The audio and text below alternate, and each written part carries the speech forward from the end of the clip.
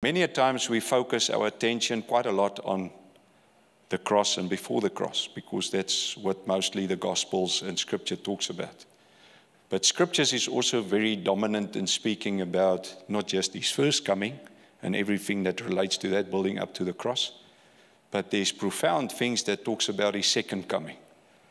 And many times we're a bit silent about that because it's a bit of a different picture. But I would like to, this morning, just step into that realm to look a bit of what will it mean with His second coming, to give us a little bit of a picture and see what that might look like and how we need to react to it, because it is in Scripture and we need to look at it because it needs to put us in a position, what is it there for and how must I react to it? You can never stay neutral. Water that stays neutral becomes very dangerous to drink. Either you go backwards, forwards, or you can be stagnant, but actually you're going backwards. So this morning we will look into some of this to ask this question, what do we see and what's the implication for me as an individual, but also as for a church? But can we please turn to, or hopefully it's there, it's out of Revelations. So you cannot talk about the second coming and not being in Revelations. But let's read from Revelations 19, from verse 9 to 18. Then the angel said to me, write this, blessed are those who are invited to the wedding supper of the Lamb. And he added, these are the true words of God. All this is fell at his feet and worship him. But he said to me, don't do that. I'm a fellow servant with you and with your brothers and sisters who hold to the testimony of Jesus. Worship God. For it is the spirit of prophecy that bears testimony of Jesus. I saw heaven standing open, and there before me was a white horse, whose rider is calling faithful and true. With justice he judges and wages war. His eyes are like blazing fire, and on his head are many crowns. He has a name written on him that no one knows but he himself. He is dressed in a robe dripped with blood, and his name is the Word of God. The armies of heaven were following him, riding with white horses and dressed with fine linen, white and clean. Coming out of his mouth is a sharp sword with which he strikes down the nations. He will rule them with an iron scepter. He treads the winepress in the fury of his wrath of God Almighty. On his robe and on his thighs he has the name written, King of Kings and Lord of Lords. And I saw an angel standing in the sun, who cried in a loud voice to all the birds flying in mid-air, come, gather together for the great supper of God, so that you may eat the flesh of kings, generals, and the mighty, of horses and their riders, and the flesh of all the people, free and slave, great and small. Quite a vivid, dynamic picture of his second coming. But maybe I would like to just look at what his first coming looked like and potentially what the second coming will look like. And you will see, hopefully, on the board. But you will see with his first coming, he was riding on a donkey. And they were crying, Hosanna. He saves. And he was coming in. With his second coming, he's riding on a white horse. And they sing hallelujah.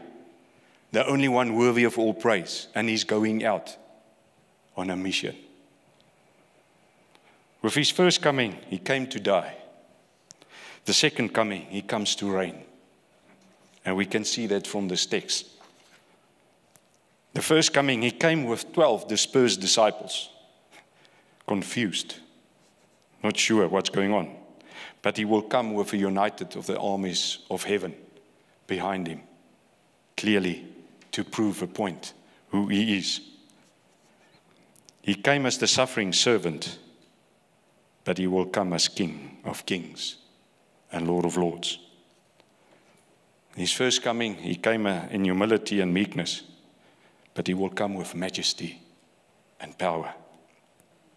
He came to suffer the wrath of God for sinners, but he will come to establish a kingdom for all his saints. He was rejected by many as the Messiah, but he will be recognized by all as the Lord. He came to seek and save the lost, but with his second coming, he will come to judge and rule as king. In the first coming, he came as in a disguised, concealed identity. Even he asked them at some point, who do you say I am? But with his second coming, he will come with all his splendor, grandeur, and majesty, and all will know. And lastly, he came with his first coming, with a crown of thorns. But he will receive multiple crowns of royalty, of king and kingdomship. So we can see here a drastical different picture from the first coming to the second coming. And we know the second coming is at hand. It's a matter of time. We don't know when, why, but we must live with that clear picture in mind as we've presented here in the text. To say, are we living with that understanding that this is who he will come? He will not save anymore. He will not be meek anymore. He will not be, in a sense, gracious anymore. He will come clearly as we see, and I will discuss it. He will come because from that picture there's three distinct faces that we see. He will come as the bridegroom, he will come as the king, and he will come as the judge. They are not in opposition, they're functioning as one, but he will clearly come as that. And that would be the dominant dimension that he will come. It's not to say they dominate the rest, but that is the three that is being depicted towards the end of this age, of this generation. This is what is being highlighted, and it's there for a purpose. But before I go there, I want to say, you find that even in this text, it says, heaven is open and I can see. And many times I see. It's interesting that in Revelations, the word see or saw comes 89 times. And the word heard or hear 48 times. So what does it represent to us? What does it mean? What I have to do with an open heaven and hearing things? You need to give attention because it's very important. Because heaven is open to us, and heaven is a very active engagement currently. Heaven wants to engage with earth, but earth might not engage with heaven. But this guy is in tune, and he realized that heaven wants to come and break in. And he says, can you see? Can you hear? It's an active process. Are you involved, or are you disengaged and you're doing other things? That's what Revelations is all about. Are you engaged or are you disengaged? Is it so far out that we say it is too complicated to understand the language? But heaven wants to break into your life and into my life. And he said, are you busy seeing? It's open. Heaven is open. Jesus opened the way. That's what has happened on Friday. Jesus broke that veil. We've heard it even in that word on Friday. He's broken that veil, that thing that separated us. Now we can stand, I can see, I can engage, I can hear. And that's what this guy is calling us, and this text is calling us. Heaven is open. Are you giving attention? So my first point is, we need to view Christ or the King rightly, to view our life rightly. So our view of things is very important. Now I've got a nice, my wife says, can you see this? I hope some of you can. That's why you need to sit in front. Is it important? Maybe you might see, yeah, it's just an exercise or activity. Sometimes what I see is important because I make my decisions on it. It informs me. It creates me. It gives me a position that I need to make a decision based. So what do you see here? You see an outline of something. And many times Scripture gives us an outline of something and immediately we make our decision based on what we think it means. Do you think what you might be contained in here is good or bad? Is it friendly? Is it nasty? Can I come close? Can I go far? I mean, that's the question. So does anybody wants to be bold and say what he thinks might be contained in there? Not that we need to know that, but it's just part of asking you, do you see rightly? Say again. A chicken. A cat, a chicken and a cat. Okay, yeah, they're not good friends, a chicken and a cat, but anyway, that's good. Hey? A dove. Okay. Can I reveal? How much do you prepare to pay? Okay. So that's what we see. So is it your friend? Is it important to see that, to know that? So many times we come in life, I see something, and I've already made up my mind, or I guess. But what this scripture says, it's open, see, but see again. Engage. Don't immediately make your decision because you've got maybe a different mindset what the Lord has. He says, look again. I'm going to show you. That's what the Spirit wants to help us. So you can make the informed decision of what you see. The problem is what we know is we are so inclined to see the things of the world. I'm so worldly minded that I cannot engage because this world depicts. If you currently see what Donald Trump has done, he's done exactly that. He shifted every perception of people that was thinking we're safe, my investment is safe, I'm in a good space. He shake that whole thing. Because why? People's eyes are there. And that informs them how they react, what they think, what they do, how they behave. But yeah, Revelations come and say, are you seeing rightly? Because you need to see Him. Because every decision is based on Him. Because He holds everything in His hands. He holds the keys. He holds life. He holds hope. He holds your faith. He holds everything. So that's where we need to start, but we don't start there. Because Marius is so much, I'm being guided by that and what that guy said and what that guy is doing. I'm inclined to go there, but not easily go there. But heavens is open. And it's an invitation for you and me to experience heaven and heaven's message and heaven's perspective on what God is busy doing. Have you got the right perspective? That is the question.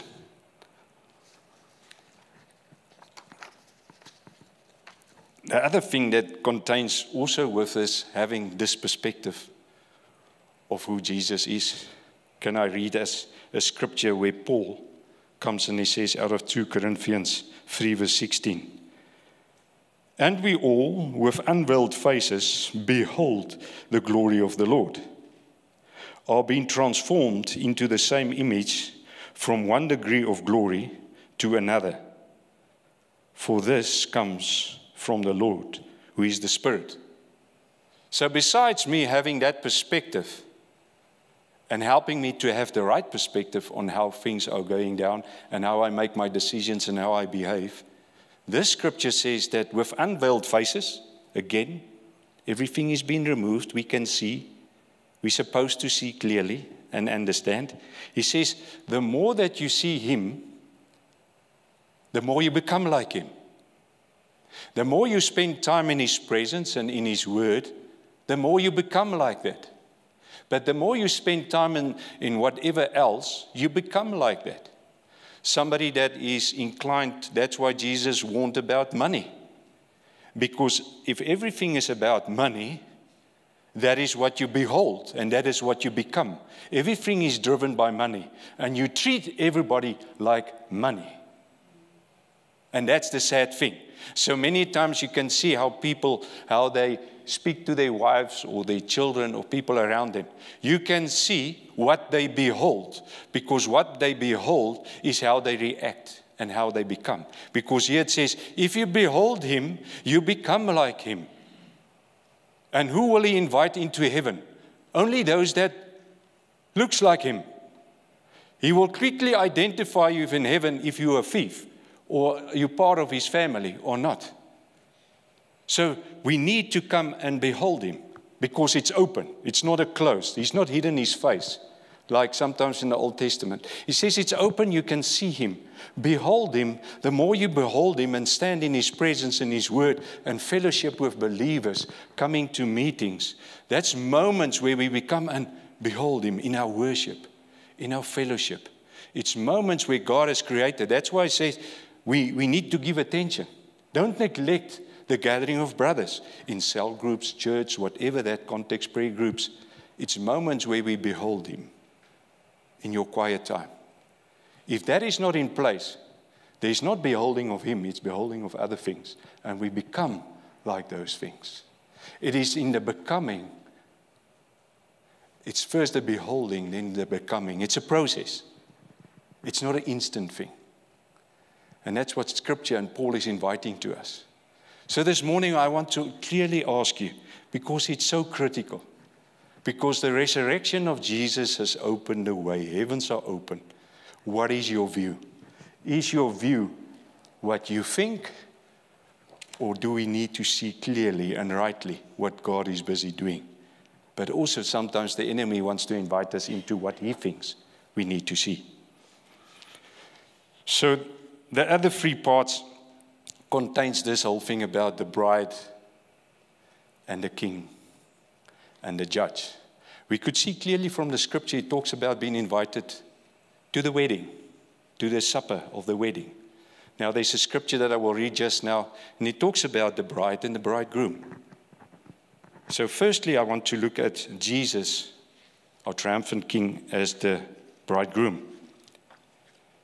Now, it's not a new concept that we find just in Revelations. It's even in the Old Testament. And there's beautiful parts, actually, that talks about the bride and the bridegroom. Song of Songs. It's all about that language of a bride and a bridegroom. Then we find on the other extreme, Hosea, that this guy constantly have to pursue this lady that constantly goes astray and go with lovers. But there's constantly this pursuit of the bride or the husband to woo her back, to bring her back, to learn her a new way of doing things, that he can satisfy her, that his love is beautiful. But this bridegroom also talks about this intimate relationships, this jealousy that a bride and a bridegroom has for one another. If you ask any bride or bridegroom, can you point out who is the bride or who is the bridegroom? Will they point out 3 or 4? Here stands a guy. Maybe, I must be careful. But in some traditions, some guys will point out 4 or 5 wives. But in terms of Scripture, it says 1 wife, 1 husband, that whole context. So a wife knows who the bridegroom is, and the bridegroom knows who the bride is. That whole context. It's not confusion. And there's a jealousy, there's a commitment towards one another, there's a dedication to one another. There's no confusion with the bride and the bridegroom. I remember there was once in a meeting, a guy gave a word. He came to the front. He said that he saw this picture of this bride that was veiled walking down the aisle, and the bridegroom was waiting very excited. And the moment they had to obviously standing in front and they had to unveil her, all of a sudden there was standing this very young girl. And he was shocked and he says, but this is not my bride. This is not who I betrothed. This is not who I trusted to be my wife. Who is this? And he was asking this question, must Jesus come back for this type of bride? Must Jesus be happy with us being this young, immature, undeveloped bride? Do we represent a full, mature bride that he will come back for? Because he said he will come back for a mature bride. Ephesians 4 says he even gives what we refer to the fivefold ministry, and part of their function is to bring faith, a knowledge of Christ, but to bring a maturity in the bride. Because I know that the Holy Spirit is busy, profoundly preparing the church to become a mature bride, because that is what Jesus is coming for. Not an immature, undeveloped bride. Just as you, as a guy, you want your bride that you know and you understand. She's mature, she's developed for you, and likewise you to her. That's the understanding. It's in Revelations, the portion that I didn't read, it stands like follows. For the wedding of the Lamb has come, and his bride has made herself ready. Fine linen, bright and clean, was given her to wear.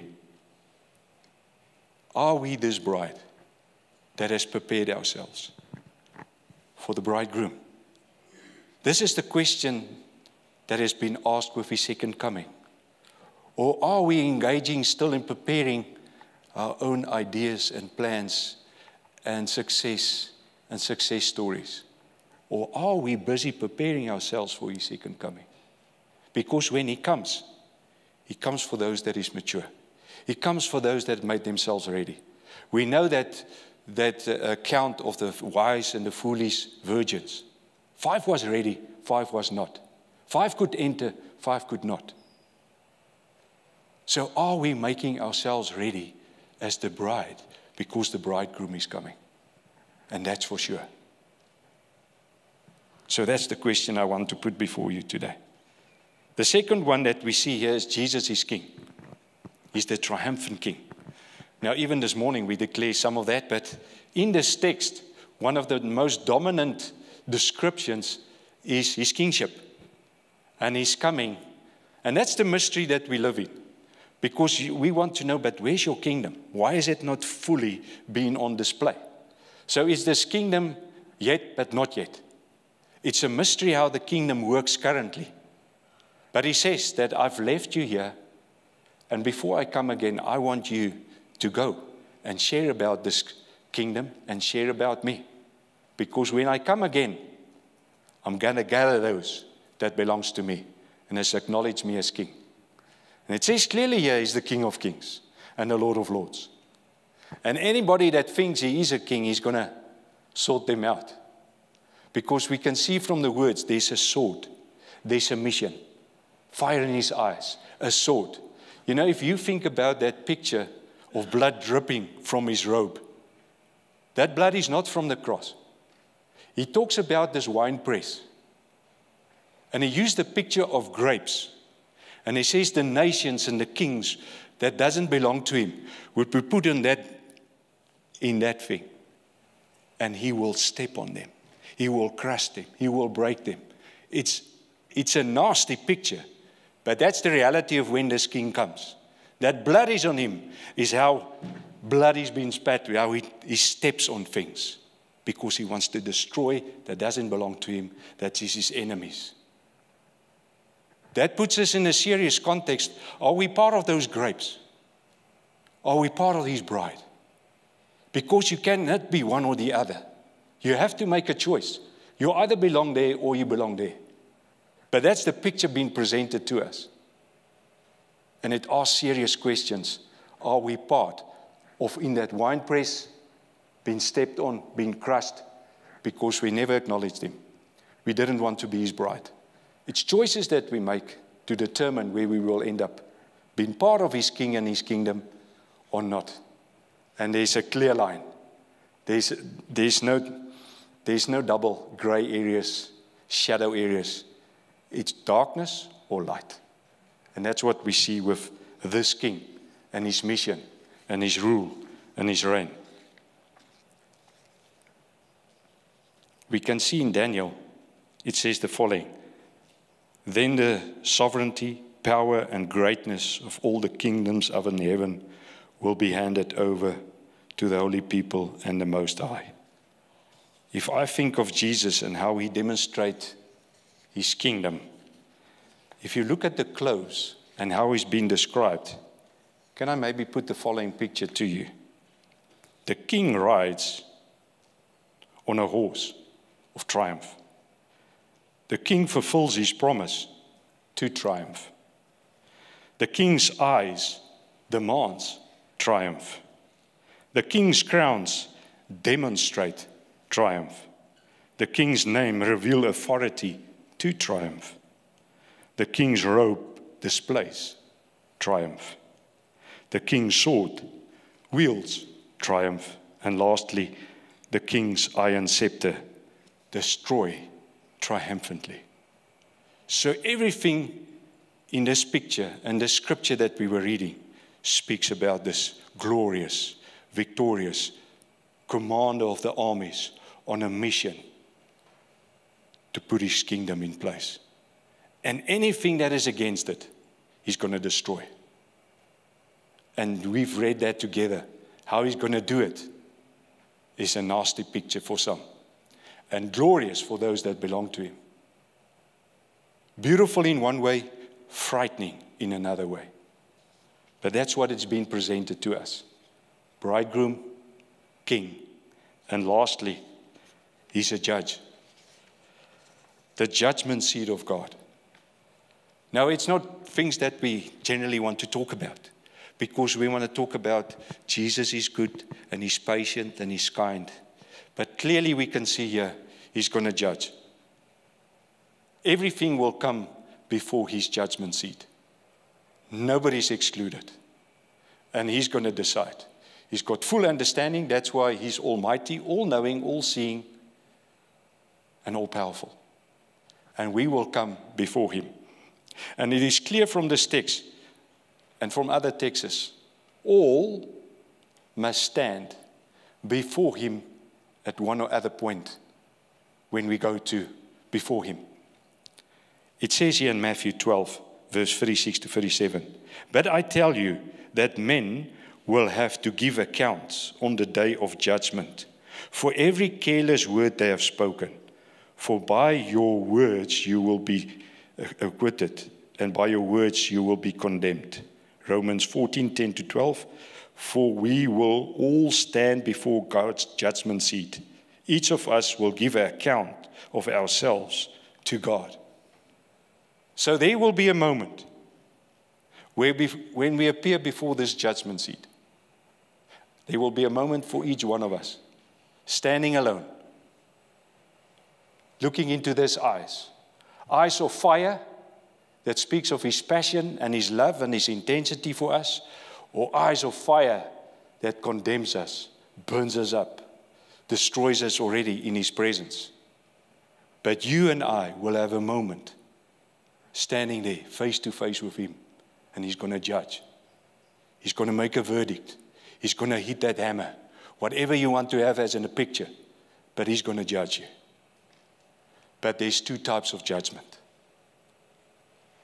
Those that is the redeemed, there will be a judgment that is different from his enemies. So the judgment of the redeemed is the following. It's not a judgment if we go to heaven or hell.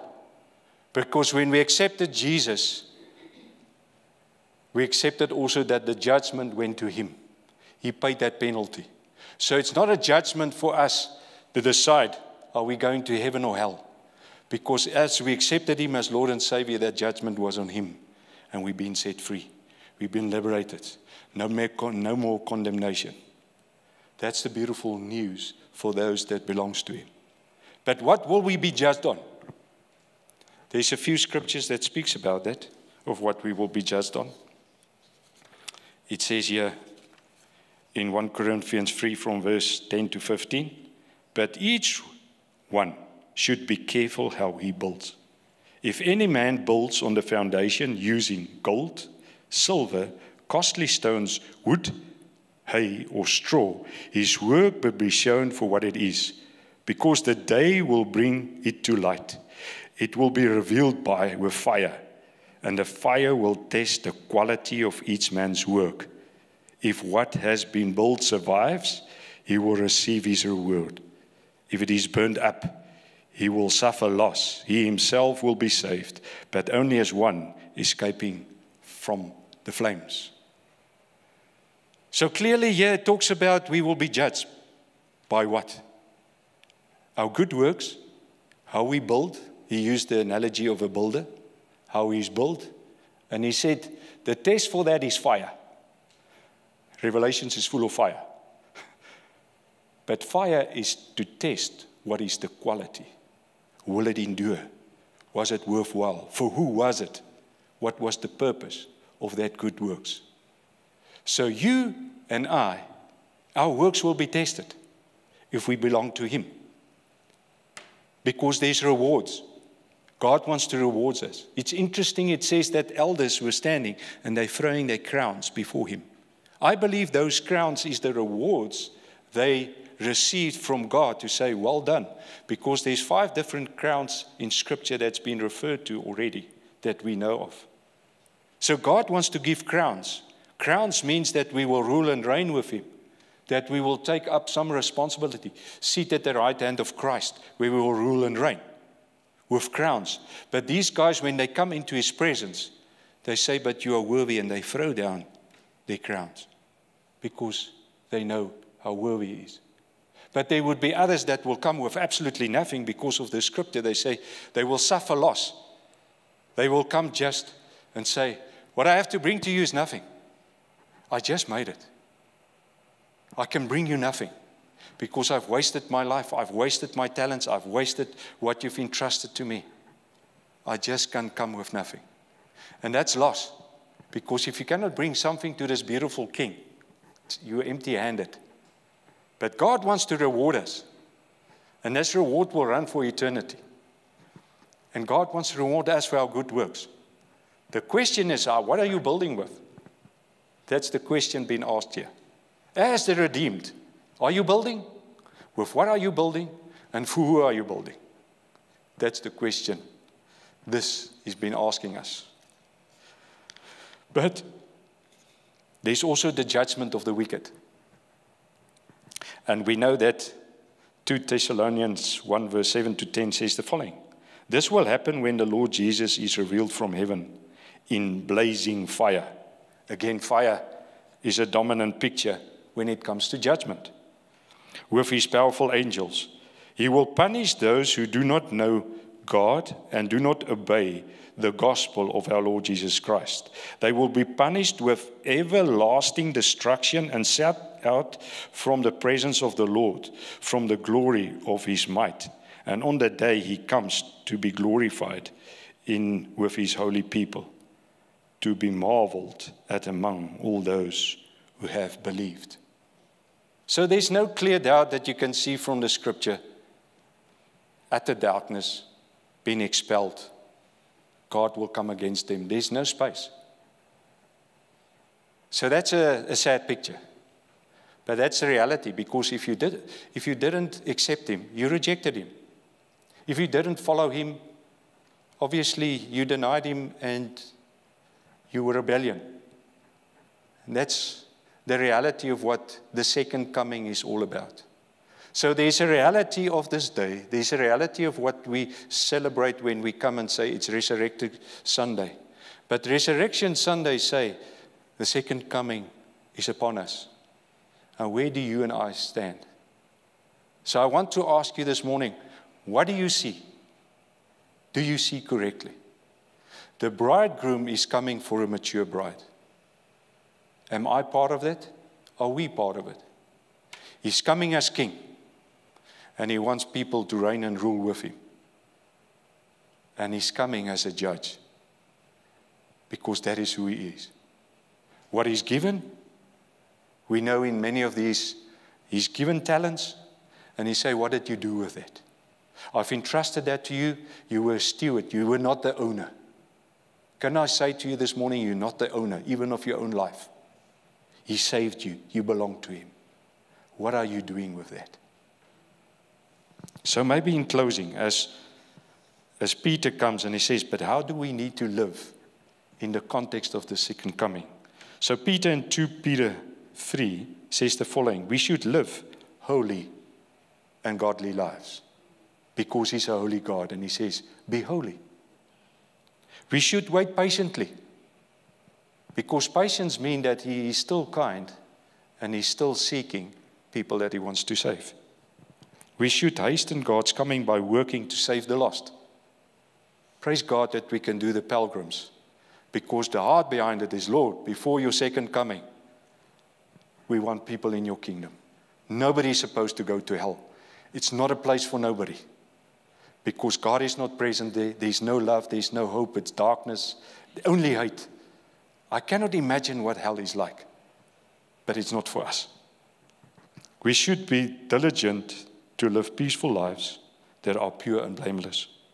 We should be on our guard so that we are not led astray. It says in the end times, many will be led astray. Will we not be led astray? And lastly, we should grow in grace and in the knowledge of God. Become like him. behold him so that we can become like him.